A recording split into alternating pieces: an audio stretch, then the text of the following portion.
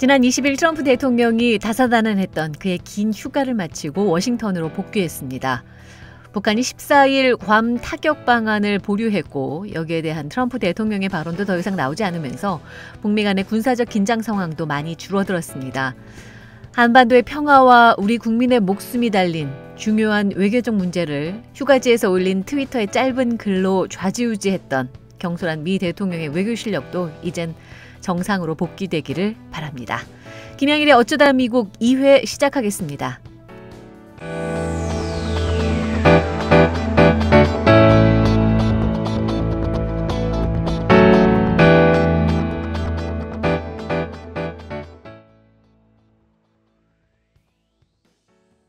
오늘부터 새롭게 시작하는 코너입니다. 세계 곳곳의 해외 동포들 소식을 전해드리는 시간인데요. 동포들이 직접 보내준 사진이나 영상도 함께 소개할 예정이니 많은 분들의 제보와 관심 부탁드립니다. 먼저 지난 주말 한국 누적 관객 수 1,000만을 돌파하면서 화제가 되고 있는 영화죠. 광주항쟁의 생생한 역사를 다룬 영화 택시 드라이버가 지난 8월 11일 북미 지역 개봉을 시작으로 유럽과 아시아 전역에서 개봉됐거나 개봉될 예정입니다. 미주 지역에서는 이미 많은 교민들이 이 영화를 본 후기와 감동을 SNS에 올려주고 있는데요. 미주 지역에서도 영화 택시 드라이버의 인기는 계속 이어질 것으로 보입니다. 미주 지역 예매에 관한 자세한 내용은 페이스북 힛 K무비에서 확인할 수 있습니다. 두 번째 소식입니다. 2013년 8월 14일 처음 세계 일본군 위안부 기림일이 제정된 이후로 올해 5번째 기림일을 맞이했습니다. 8월 9일부터 8월 15일까지를 제5차 세계 일본군 위안부 기림일 주간으로 지정하고 한국 내에서는 주한 일본 대사관 앞과 청계광장 등에서 다양한 행사가 있었는데요. 해외에서도 이번 위안부 기림일을 기념하기 위해서 다양한 행사가 열렸습니다. 먼저 8월 12일 오후 3시 애틀랜타 소녀상 앞에서 전세계 연대 위안부 기림일 공동행동이 열렸고요. 위안부 기림일인 14일에는 미국과 유럽 각지에서 다양한 위안부 관련 집회가 있었습니다. 먼저 샌프란시스코 일본 총영사관 앞에서 지역 주민 100여 명이 참석한 가운데 일본 정부의 공식적인 사과와 피해자들에 대한 배상을 요구하는 집회가 있었고요. 독일 베를린 브랜든버그 게이트 앞에서는 60명 이상이 참여한 가운데 북한과 필리핀, 중국, 네덜란드, 태국, 말레이시아 전통 의상을 입고 그 지역에 등록된 위안부 할머니 숫자를 알리는 배너를 목에 걸고 시위를 했습니다. 영국 런던 일본 대사관 앞에서도 역시 일본의 사죄를 요구하는 배너를 든 시민들의 집회가 있었습니다. 이번에 전해드릴 소식은요. 북한을 대상으로 한 미국의 전쟁 위협에 대한 규탄 대회 소식입니다. 지난 14일 뉴욕 UN 본부 앞과 워싱턴 DC 백악관 앞, 로스앤젤레스 코리아타운에서 재미동포 진보 단체들과 미국인 평화운동 단체들이 연대해서 트럼프 정부 북침 전쟁 책동 규탄 긴급 연대 시위를 개최했고 이 자리에서 미국에게 북한과의 전쟁 책동 중단, 대화 촉구, 대북 적대 정책 폐기, 북한과의 평화협정 체결을 요구하는 공동 성명서를 낭독했습니다. 특히 이날 LA에서 있었던 시위에서는요. 보수단체 회원들이 태극기와 성조기를 들고 시위를 방해하다가 경찰에 체포돼 수갑을 차고 연행되기도 했습니다. 지금까지 미주 지역에서 진보 보수단체와의 충돌이 여러 번 있었지만 이렇게 수갑을 채워 연행한 건 이번이 처음인 것으로 알려졌습니다. 다음 소식은 멀리 보스니아로 가보겠습니다. 지난 16일 보스니아 사라예보에서는 제23회 사라예보 영화제가 열렸는데요. 이 영화제에 참석한 독일 교민 클레어 함 다큐멘터리 PD가 역시 이 영화제에 참석했던 영화 플래툰과 JFK로 유명한 올리버 스톤 감독과 함께 사드 반대 시위를 벌여서 화제가 됐습니다. 클레어 함 PD가 직접 이 소식 전해드리겠습니다. 안녕하세요. 저는 며칠 전 보스니아 사라예보 영화제에서 올리버 스톤 감독과 함께 사드 가고 평화 오라 시위를 한 독일 교민 클레어 함입니다. 저는 다큐멘터리 PD고요. 영화 관련 칼럼도 쓰고 있기 때문에 발칸에서 제일 큰 이 사라예보 영화제를 찾게 되었습니다. 91년 보스니아 내전의 상흔이 아직도 아물지 않은 이 영화제에서 마침 올리버 스톤 감독의 회고전이 열리고 있었고 또 이분도 저와 함께 비슷한 생각을 가지고 있을 듯해서 제가 1인 시위에 같이 동참해 주실 수 있냐고 했더니 흔쾌히 동의해 주셨고요. 올리버 스톤 감독은 또 플라톤 상영 후 관객과의 대화에서 이런 발언을 했습니다. 미국은 돈을 벌 수 있는 방법이 다른 방법이 있는데도 불구하고 오랫동안 군수 산업으로 많은 경제적 이득을 취해왔다. 특히 미국 주류 언론은 베트남전이나 이라크전 등 전운이 강할 때마다 항상 전쟁을 옹호하는 부역자 역할을 해왔다고 아주 날카롭게 지적했습니다. 저는 우리 국민들이 한국 양국 지도자들에게 군사적 대결이 아닌 평화적 외교적 노력을 요청해야 한다고 생각해요. 과거의 외교적 성과를 보더라도 1994년 북한은 대외적인 에너지원 제공과 미국과의 국교 정상화를 대가로 핵과 미사일 개발을 중단하는 데 동의했었잖아요. 그리고 2008년에는 비핵화에 대한 국제적 합의에 참여하기 위해서 핵시설 냉각탑을 폭파시키기도 했고요. 그래서 현재 이런 한반도 위기는 미국이 이러한 합의를 지키지 않았던 사실에도 일부 책임이 있다고 생각을 합니다. 또 심지어 사드는 무기로서 효능적으로 제대로 검증되지도 않았고요. 천문학적인 혈세를 낭비하는 거라고 확신합니다. 그래서 현재 한국 정부는 아주 위험한 선택을 하고 있다고 믿고요. 그래서 평화를 연만하는 국민의 한 사람으로서 침묵하는 건 제 양심에 어긋나기 때문에 작은 행동이라도 해야겠다는 생각이 들어서 이런 시를 하게 됐습니다. 감사합니다. 네, 지금까지 사라예보 영화제에서 올리버 스톤 감독과 함께 사드는 가고 평화 오라는 시위를 벌였던 독일 교민입니다. 클레어 함 다큐멘터리 PD였습니다. 마지막 소식입니다. 21일 미국에서는 개기일식이 있었는데요. 이번 개기일식이 주목을 끈 이유는 1918년 이후 100년 만에 처음으로 미 전역을 대각선으로 가로지르면서 발생한 일식이었어라고 합니다. 인터넷에는 개기일식 장소와 시간이 공지됐고 심지어 많은 사람들이 개기일식을 구경하기 위해서 차를 타고 타주로 구경을 가기도 해서 때 아닌 관광 특수를 누리기도 했습니다. 개기일식 이틀 전 주말부터 미주 지역 곳곳에서 개기일식과 관련된 각종 행사가 이어졌고 개기일식 당일에는 가족들이 함께 일식을 구경하기 위해서 이벤트 장소를 찾아 특수 안경을 쓰고 일식 광경을 관찰하기도 했습니다.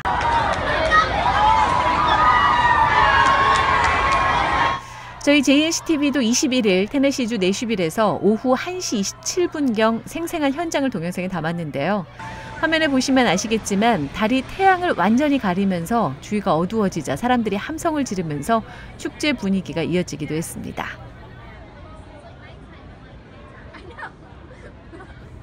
오늘 해외 소식은 여기까지입니다. 잠시 뒤에는 캘리포니아에 있는 김현정 가주포럼 사무국장 연결해서 최근 미주 지역의 위안부 관련 활동에 대해 들어보겠습니다.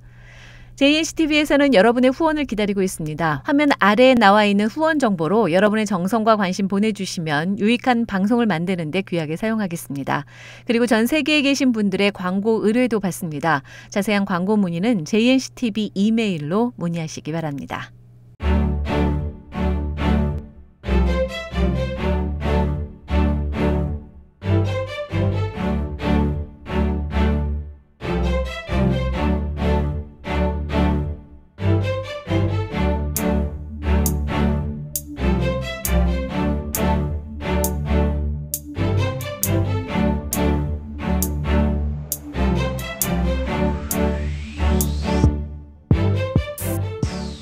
앞에서도 말씀드렸지만 지난주 14일 위안부 기림일을 맞아서 세계 곳곳에서는 위안부 관련 집회가 열렸고요.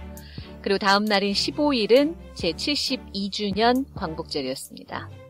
우리 아픈 역사를 잊지 않고 그 역사에 대한 책임을 묻는 것은 후손으로서 우리들이 당연히 해야 할 일이라는 생각이 듭니다. 특히 미주 지역에서는 지난 2007년 위안부 결의안이 하원에서 통과된 이후에 전국 곳곳에서 위안부 기림비와 소년상이 세워지고 있어서 정말 반갑지 않을 수 없는데요. 그래서 오늘은 광복절을 보내면서 미주 지역에서 위안부 관련 활동을 하고 있는 분을 모셨습니다. 바로 김현정 가주 한미포럼 사무국장입니다. 연결해보죠. 안녕하세요. 안녕하세요. 반갑습니다. 사무국장님 8월이 가장 바쁘시겠어요? 네, 8월에 아주 일이 많습니다. 그렇죠. 지난주 위안부 네네. 기림일이 있었고 또 광복절도 있어서 특별한 행사가 있었나요?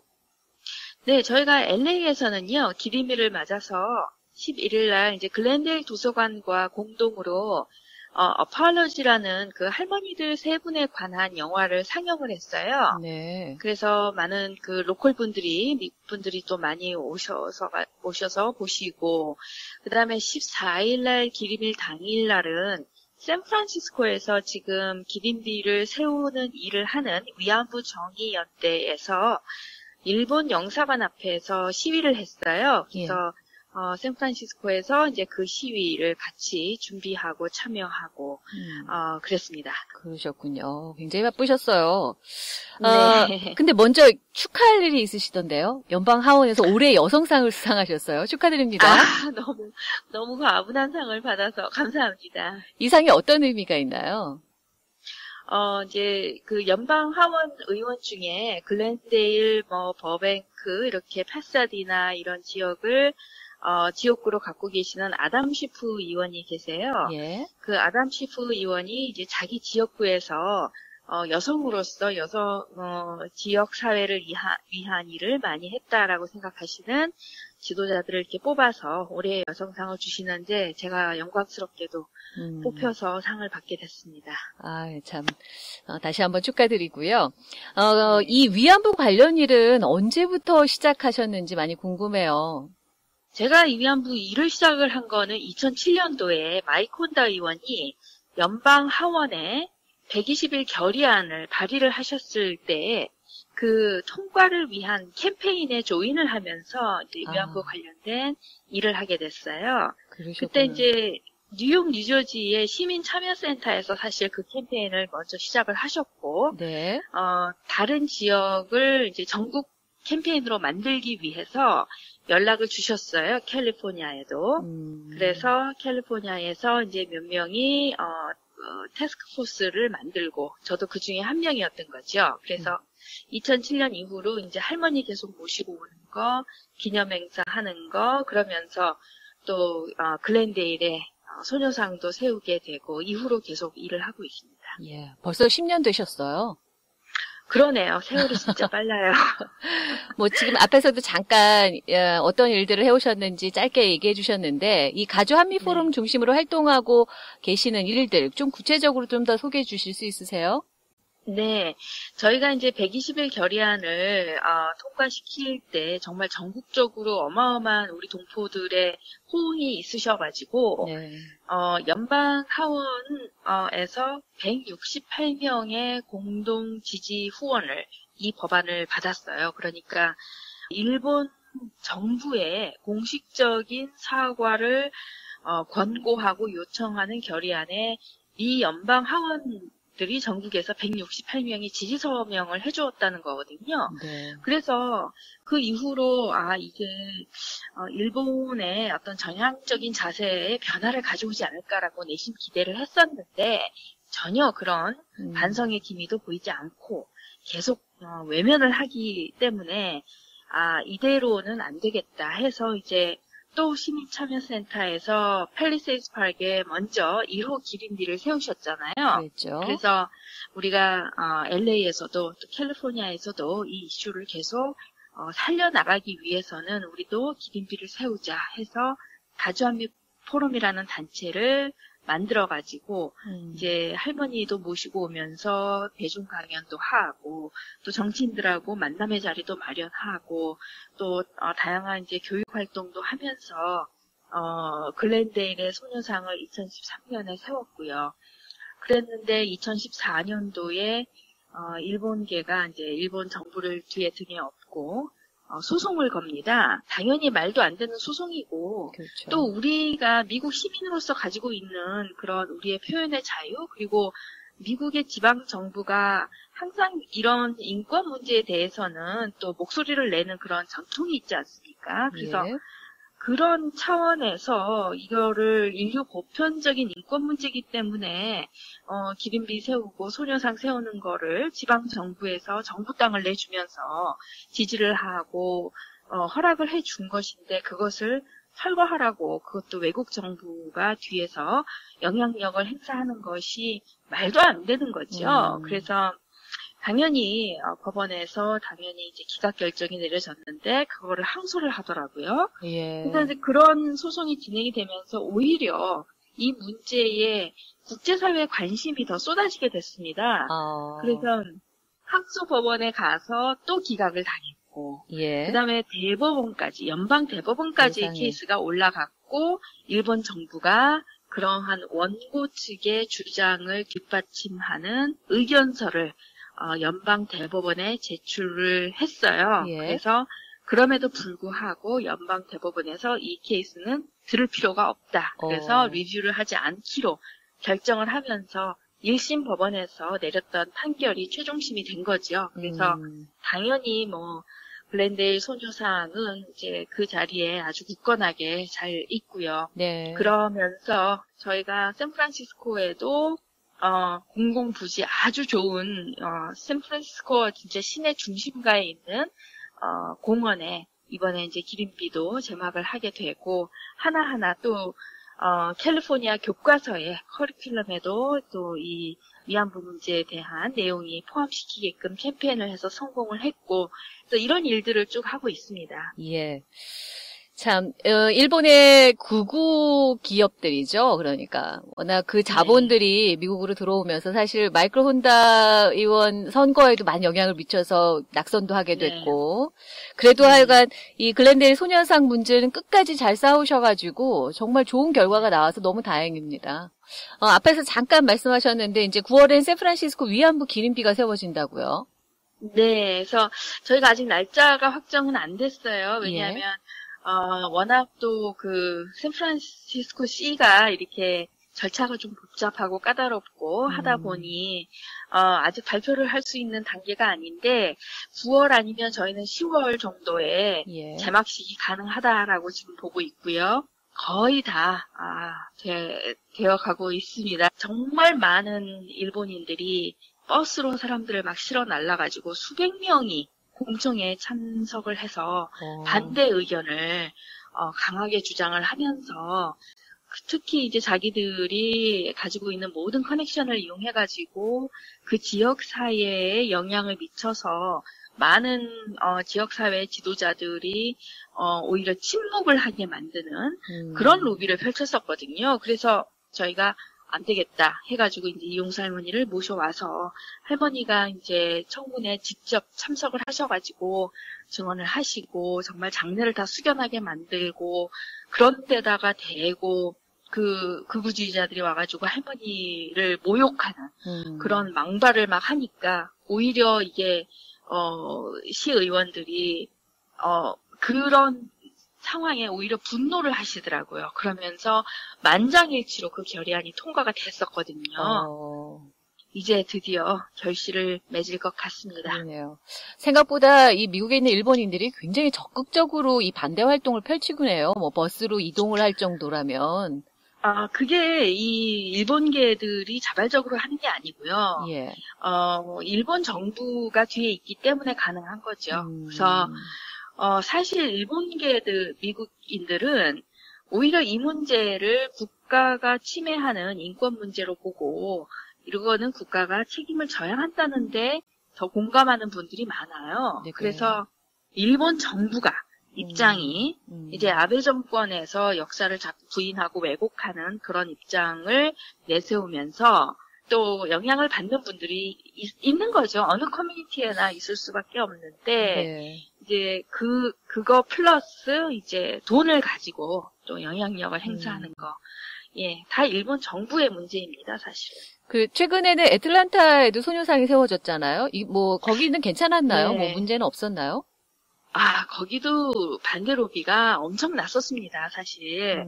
그래서 처음에는 이제 아틀란타 아주 시내 중심가에 새로 생긴 민권과 인권센터에서 소녀상을 세우겠다라고 했다가 그 일본 측에서 뭐 총영사관이 나서고 또 상공회의소에 또 압력을 행사해가지고 어마어마한 프레셔를 줬나 봐요. 네. 그래서 그 박물관 측에서 발뺌을 했죠. 그랬다가 이분들이 그럼 차라리 우리가 공공부지로 가자. 그래가지고 이제 인근에 있는 브룩헤이븐이라는 시에서 시의원들과 이제 설득을 하고 또 커뮤니티에서 모금을 하고 또 한인들만 또 나서서 한 것이 아니고 또 다인종들을 여러 커뮤니티에서 또 지도자들이 나서가지고 함께 태스크포스에 참여를 하면서 이게 굉장히 힘을 받게 됐어요. 예. 그래서 다행스럽게 이제 소녀상을 또 세울 수 있는 그런 쾌거를 이루었죠. 그러셨군요. 그러니까 말씀하신 대로 일본 쪽은 이렇게 정부가 나서서 어떻게든 미국 내에서의 이런 위안부 활동과 소녀상이나 기림비 세우는 데 있어서 적극적으로 이제 개입을 한단 말이죠. 근데 네. 어떻습니까? 이제 한국, 김현정 사무장님도 그렇고, 이게 한국은 이렇게 민간 차원에서 주로 이루어지는 거죠? 어떤 한국과의 커넥션이 있으세요? 사실 굉장히 역사적인 관점에서 봤을 때 민족 감정이 있을 수밖에 없는 문제잖아요. 그렇죠. 그리고 일본이 또 부인을 하고 있다는 거 이런 것들이 굉장히 저희의 그 분노를 자아낼 수밖에 없는 그런 문제인데 미국인들한테 그런 식으로 접근을 하게 되면 일본과 한국이 싸우는데 한국 편을 들어달라는 거냐 이렇게 되는 거예요. 그래서 저희가 이거를 한일 간의 문제로 가져가면 안 된다. 이거는 전 인류의 보편적인 인권 문제고 여성 인권 문제다라는 식으로 접근을 한 거죠. 이 땅에서 일어난 건 아니지만 수십만 명의 그것도 여성들만 정말 집단 강간을 당했는데 그것이 14년 동안 계속됐단 말이죠. 네. 이러한 그 끔찍한 전무후무한 그러한 역사에 대해서 우리 모두 배우고 다시는 그런 일이 생기지 않도록 하는 것이 우리 미국인들의 의무고 이게 미국의 문제다. 이런 식으로 접근을 하기 때문에 우리가 미국 시민의 입장에서 접근을 하는 것이 한국 정부가 나서는 것보다 훨씬 효과가 있었던 거죠. 일본에서 정부가 나선다고 해서 왜 우리 정부는 안 나서느냐 뭐 이렇게 주장할 것이 아니라 이게 오히려 그렇게 될 경우 국가 간의 뭐 분쟁처럼 비춰질 수 있으니까 오히려 우리가 인권 문제로 접근하는 편이 훨씬 낫다 이런 얘기시네요. 사무장님은 그 한일 위안부 합의에 대해서 이제 지금 정권이 바뀌었으니까요. 이 합의를 뭐 파기하는 게 맞다라는 생각이세요? 아니면 뭐 어느 정도 개정을 해야 되지 않느냐 뭐 이런 입장이세요? 기본적으로 그 합의가 어떤 합의냐면 내용을 봤을 때 이제 이러한 인권 문제가 발생을 했을 경우 그러니까 대규모의 전쟁 범죄라든지 아니면은 반인륜 범죄의 경우 이거를 해결하는 국제적인 기준이 있습니다. 그런데 2015년 합의는 그 국제적인 기준을 단 한 가지도 지키지 못한 합의예요. 그래서 그 합의가 아주 그 세워져 있는 기본 바탕 자체가 잘못되어 있기 때문에 그 합의는 무효가 되는 게 맞다고 생각하고요. 공식 사죄라든지 일본의 법적인 책임 인정이라든지 법적인 배상이라든지 책임자 처벌이라든지 아니면 제대로 된 이 범죄를 규모가 어떻게 됐었는지를 전수조사를 하는 것 그리고 이 교육을 시키는 것 그리고 기린비를 세운다든지 박물관을 세워라 이제 이런 요구들인데 2015년 합의에는 단 한 가지도 이러한 요구사항이 반영이 되지 못했고 오히려 할머니들의 목소리가 하나도 반영이 안 됐고 또 한국 이외의 피해자들의 목소리는 전혀 또 고려 대상이 아니었고 그러면서 최종적이고 불가역적으로 해결이 됐다라고 선언을 한 이 합의가 매우 잘못된 거죠. 근본적으로. 지금 전 세계적으로 이 문제에 대해서 이제 쭉 활동을 해온 지지자들이라든지 유엔이라든지 활동가들은 이거는 모든 국가 피해자들을 상대로 일본이 제대로 이 7가지 국제 기준에 맞춘 그런 해결을 해야 한다라고 계속 목소리가 더 높아져 가고 있습니다. 예. 뭐 말씀하셨듯이 워낙 이것이 이제 세계적인 인권 문제로, 여성의 인권 문제로 다뤄지다 보니까 더 많은 민간 차원에서 많은, 우리 이제 한국 교민들 뿐만 아니라 많은 분들이 좀 참여를 하셔야 될 것 같은데, 사실상 어떻게 참여해야 될지 잘 몰라서 못 하시는 분들도 계시거든요. 그런 분들에게 어떤 도움을 주실 수 있으세요? 만약에 활동을 그 지역에서 하시는 분들이 계시면 그분들하고 함께 좀 참여해서 활동을 하시라고 제가 권장을 해드리고 싶고요. 혹시 아이디어가 필요하시거나 뭐 자료나 지원이 필요하시다 그러면 언제든지 저한테 연락을 주시면 저희가 이제 가능한 지원을 해드릴 거고, 제가 좀 제안을 드리고 싶은 거는, 가장 기본적으로 하실 수 있는 거는 영화 상영 같은 거 아주 좋거든요. 네. 뭐 귀향도 좋은 영화지만은 최근에 한국 할머니, 중국 할머니, 필리핀 할머니의 스토리를 다룬 파울러즈라는 영화가 또 나왔어요. 예. 그 영화가 아주 잘 만들어졌어요. 카나다에 있는 중국계 여성이 만든 영화인데 그런 영화 상영을 한번 주선해 보시는 것도 아주 좋다고 생각되고, 저희 캘리포니아처럼 이렇게 교과서에 이 문제를 포함시키는 그런 캠페인도 아주 좋고요. 그래서 어디서부터 시작할지 막막하다, 아니면 뭐 도움이 필요하다 그러시면 언제든지 저희에게 연락 주시면은 저희가 함께 상의를 하고 어떻게 도움을 드릴지 좀 고민을 해보겠습니다. 알겠습니다. 앞에서 잠깐 말씀하셨는데 이제 작년에 캘리포니아 공립학교들을 위한 역사, 사회과학, 교과과정 지침 2016년 개정안. 좀 제목이 긴데요. 이 캘리포니아 주 교육위원회에서 통과가 됐어요. 그리고 올 9월부터 네네. 교육 현장에서 이제 사용된다고 들었는데 구체적으로 어떤 내용인지 좀 소개해 주세요. 이 위안부 역사가 이제 2차 세계대전에 관련해가지고, 사실 10학년 학생들이 세계사에서 배우는데, 굉장히 유럽 중심으로 배우게 됩니다. 그래서 아시아 지역에서 이제 어떤 그 역사가 있었는지, 그 중에서도 여성들을 상대로 국가 주도의, 그러니까 institutionalized sexual slavery였다라는 내용이 들어갑니다. 그래서 수십만 명의 여성들이 그 대상으로서 피해를 당했다라는 아주 핵심적인 그런 내용이 거기에 포함이 되거든요. 그래서 2차 세계대전에 대해서 고등학생들이 배울 때 그 내용에 대해서 함께 이제 언급을 하게 되는 거죠. 그러면 이제 캘리포니아 공립학교 안에서는 그런 위안부 관련한 역사들을 제대로 학교에서 다 이제 가르친다는 얘기네요. 그거는 또 다른 이야기예요. 왜냐하면 커리큘럼에 들어갔다고 해서 자동적으로 선생님들이 거기에 대해서 시간을 할애할 것이냐, 그거는 또 선생님들의 재량에 달려 있거든요.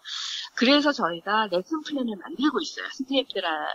선생님들이 쉽게 쓰실 수 있도록. 예, 그래서 그걸 또 이제, 그리고 선생님들조차도 이 문제에 대해서 잘 모르시기 때문에 선생님들을 먼저 교육을 시켜야 합니다. 그래서 그런 이제 활동까지 함께 가야 하는 거죠. 그러니까 그런 법률이 통과됐다고 끝이 아니라 맞습니다. 그거를 갖다가 이제 학교 현장에서 직접 사용하실 분들은 선생님이니까 선생님들을 그렇죠. 교육하는 것도 굉장히 중요한 일 중에 하나겠네요. 맞습니다. 네. 아이고, 참 많은 일들을 여러 군데에서 그 성과도 대단하시고요. 그런 일들을 해오셔서 좀 많은 분들이 더 관심을 갖고 이 일이 정말 미국 안에서만 좀 국한되는 게 아니라 전 세계로 좀 많이 좀 퍼져나가서, 많은 사람들에게 좀, 적극적으로 알릴 수 있는 여성 인권에 대해서 알릴 수 있는 그런 기회가 됐으면 좋겠습니다. 위안부 알리기 운동하면서 힘든 점도 많으셨겠지만, 그래도 가장 보람될 때는 언제세요? 바로 이제 우리 할머니들이 정말 이렇게 기름기가 세워질 때마다, 그리고 또 그 한국뿐 아니라 외국에서 이것을 그 세계 여성 인권 문제로 인정을 해줄 때 또 할머니들이 굉장히 기뻐하시고, 또한 할머니들이 피해자이시지만 그분들이 용기 있는 증언을 하지 않았으면 이 문제가 이렇게까지 많이 알려줄 수 없었던 거거든요. 근데 그러한 할머니들이 단순히 피해자로서 울고, 움츠러들고, 그런 상태에서 끝나시는 게 아니고, 이거를 용기를 갖고 극복을 하시면서 오히려 세계 여성 인권을 위해서, 그리고 우리 자녀들을 위해서, 다음 세대를 위해서 이러한 일이 다시는 반복되지 않도록 명실공히 여성 인권 운동가로 거듭나시는 게 정말 보람되고 정말 감동이고, 그런 할머니들 때문에 제가 이 운동을 떠나지 못하고 계속하고 있는 것 같습니다. 예, 맞습니다. 그 네. 노고를 이끄시고 참 미국까지 이 먼 땅까지 열심히 오셔서 그렇죠. 그 진상을 알리기 위해서 애쓰시는 모습 보면은 우리 좀 네. 젊은 사람들이 많이 좀 반성해야 되지 않나 이런 생각이 가끔 들기도 합니다. 네.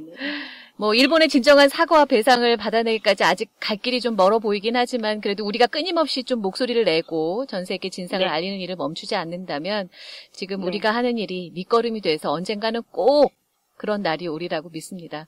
김현정 네, 사무국장님도 맞습니다. 끝까지 포기하지 않고 싸워주시길 바랍니다. 네, 알겠습니다. 예, 오늘 말씀 여기까지 듣겠습니다. 감사합니다. 감사합니다. 지금까지 가조 한미포럼의 김현정 사무국장이었습니다.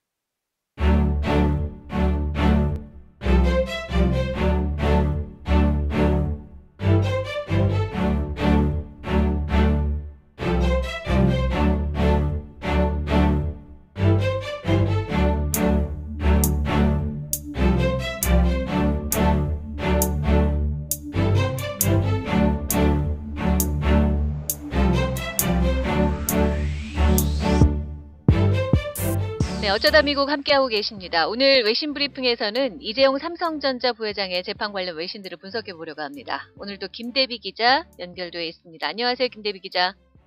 네, 안녕하세요. 이재용 부회장 재판 선고가 얼마 안 남았죠? 오는 25일에 있습니다. 지난 7일 열린 재판에서 검찰이 12년을 구형했는데 여기에 대해서 재판부의 결정에 대한 많은 예측들이 있었어요. 뭐 구형보다는 낮게 나오겠지만 결국 유죄를 받을 것이냐 아니면 그래도 삼성 변호인단들인데 무죄 가능성도 있다는 그런 예측까지 아주 다양했습니다. 여기에 대한 외신들의 반응도 뜨거운 걸로 알고 있는데요. 먼저 이재용 부회장 재판에 대해 외신들이 주목하고 있는 부분들이 뭔지 살펴볼까요? 네, 지난 7일 특검이 이재용 부회장에게 12년을 구형한 데 대해서 뉴욕타임즈와 BBC, 가디언, 월스트리트 저널, 그리고 독일의 도이체벨레 등 유명 외신들이 이를 보도했습니다. 모든 언론들은 검찰의 주장과 변호인단의 주장, 그리고 검찰의 12년 구형 소식을 자세히 보도했는데요. 언론사별로 살펴보면요. 먼저 신화통신에서는 이번 재판이 관심을 끈 이 두 가지를 들었습니다. 첫째는 이 세기의 재판에 사람들이 지대한 관심이 집중되고 수많은 사람들이 재판을 직접 보기 위해 줄을 선 이유가 삼성공학이라 불리는 한국에서 가장 큰 기업의 후계자인 이재용 씨가 좀처럼 사람들 앞에 모습을 드러내지 않기 때문이라고 전했습니다. 그리고 두 번째로는 이 재판이 탄핵된 박근혜 전 대통령과 측근인 최순실에 대해 진행 중인 재판에 영향을 주기 때문이라고도 했습니다. 그렇죠. 이번 재판의 가장 핵심 사항이 아닐까 싶은데요. 이재용 부회장의 재판 결과에 따라서 결국 박근혜 최순실의 유무죄가 성립되는 게 아니겠습니까? 그래서 삼성이나 최순실 측이나 서로 돈이 오간 것에 대해서는 몰랐다. 이런 주장만 계속하고 있는 것 같습니다. 다른 외신은 어떻게 분석했나요? 네, 니케이 에이션 리뷰는 만약 뇌물과 거액의 환용으로 유죄를 받으면 이재용 씨는 징역형을 살 수도 있지만 무죄를 받거나 위증 혐의만 유죄를 받아 집행유예를 받을 수도 있다라고 봤습니다. 그리고 뉴욕타임즈는 좀 다른 방향으로 분석한 기사를 내놓았는데요. 이 씨 가족의 영향력을 유지할 수 있는지, 그리고 그것이 과연 기업의 이득으로 작용할 것인지에 관한 것들이야말로 삼성의 미래에 대한 커다란 질문이 될 거라고도 보도했습니다. 지금까지는 이재용 부회장의 구속이 삼성경영에 큰 영향을 미치진 않았지만 이번 재판에서 유죄가 나와서 장기 구속된다면 삼성경영에 어떤 영향이 있을지 모르겠다 이런 얘기네요. 네, 그렇죠. 그리고 설사 이재용 부회장이 무죄 판결을 받는다 하더라도 문재인 대통령은 한국 경제를 점령하고 있는 재벌의 왕조적 지배를 단계적으로 약화시키겠다고 약속한 것도 언급했습니다. 그러면서 뉴욕타임즈는 재벌 총수들은 유죄 판결을 받아도 감옥에 가는 경우가 희박하다면서 1990년 이건희 삼성 회장은 아들 이재용이 회사 주식을 싸게 매입하도록 하기 위해 거래를 했고 배임죄로 유죄 판결을 받았지만 나중에 사면된 경우를 언급하기도 했습니다. 예, 그랬죠. 그동안 많은 대기업 회장님들이 휠체어 타고 병원 들락거리다가 결국 풀려나는 게 관례인 양 그랬던 것 같습니다. 네, 맞습니다. 월스트리트 저널과 AFP 통신도 이 부분을 보도했는데요. 월스트리트 저널은 이재용이 법적 논란에 휩싸인 첫 번째 삼성 수뇌부가 아니며 삼성 회장인 그의 아버지 이건희가 1999년에 당시 대통령에게 뇌물을 제공한 혐의와 2008년에는 횡령과 탈세 혐의로 2번 유죄 판결을 받았다고 보도를 했는데요. 이에 대해 집행유예를 선고받았지만 나중에 2건 모두 사면을 받았으며 징역형을 산 적이 없다고 보도했습니다. 그리고 한국에서 세 번째로 큰 SK그룹의 2대 회장 최태원 씨에게도 역시 징역형 선고는 없었고 이후 2015년에 대통령 사면을 받았다라고도 보도했습니다. 네. AFP 통신에서는 재벌들이 정경유착 및 뇌물, 횡령, 탈세 등으로 오랜 세월 동안 기소되었고 심지어 유죄를 받아도 항소나 상고심에서 대폭 감형되어 집행유예를 선고를 받거나 소수만 징역형을 살며 몇몇은 국가경제에 기여한 공로로 대통령 사면을 받는다고 비판했습니다. 이런 결과는 아시아에서 네 번째 경제대국인 한국에서 규제자와 기업 간의 부패로 인해 대중들의 분노를 중대시킬 수 있다고 지적하기도 했는데요. 네. 참 우리나라의 민낯이 그대로 드러나는 것 같아서 부끄럽다는 생각이 좀 들고요. 이런 공정하지 못한 사회에 대한 불만이 촛불혁명을 표출됐던 거 아니겠습니까? AFP 통신에서 더 보도한 내용이 있나요? 네, AFP는 또한 삼성, 한화 이외에도 검찰이 2007년 정몽구 현대회장에게 수천억 달러를 비자금으로 빼돌린 횡령과 뇌물 혐의로 6년 징역형을 구형했고 정몽구 회장은 3년 징역형을 선고받았지만 항소심에서 집행유예를 받았고 2008년 당시 이명박 대통령에게서 사면을 받았다고 보도했습니다. 한화 김승현 회장도 수천억 달러 횡령 혐의로 기소된 후 2012년 4년 징역형과 51억 원 벌금을 선고받았지만 검찰이 9년을 구형한 것에 비하면 약하지만 이 판결은 기소된 대기업 회장들에게 솜방망이 처벌 관행을 떼서 큰 환영을 받았습니다. 그러나 김 씨도 몇 달 징역을 살다가 집행유예로 석방되었다고 보도되었습니다. 네. 아마 이재용 부회장 재판에 대해서 온 국민이 관심을 갖고 있는 이유 중 하나는 과연 이번에는 이런 정경유착이 뿌리 뽑힐 것인가 아니면 결국 권력과 돈 앞에서 재판부가 또 한 번 무릎을 꿇을 것인가 여기에 대한 관심이 아니겠습니까? 아마 이번 이재용 부회장 재판 결과가 무죄가 나온다면 다시 한번 국민들이 들고 일어나지 않을까 싶기도 합니다. 왜냐하면 이건 결국 박근혜 최순실을 놓아주겠다는 그런 의미가 아니겠습니까? 한국이 불공정한 사회라는 오명이 외신에서 사라지는 날이 꼭 오기를 바라겠습니다. 오늘 외신 브리핑은 여기까지 하겠습니다. 김대비 기자 수고하셨습니다. 네, 감사합니다.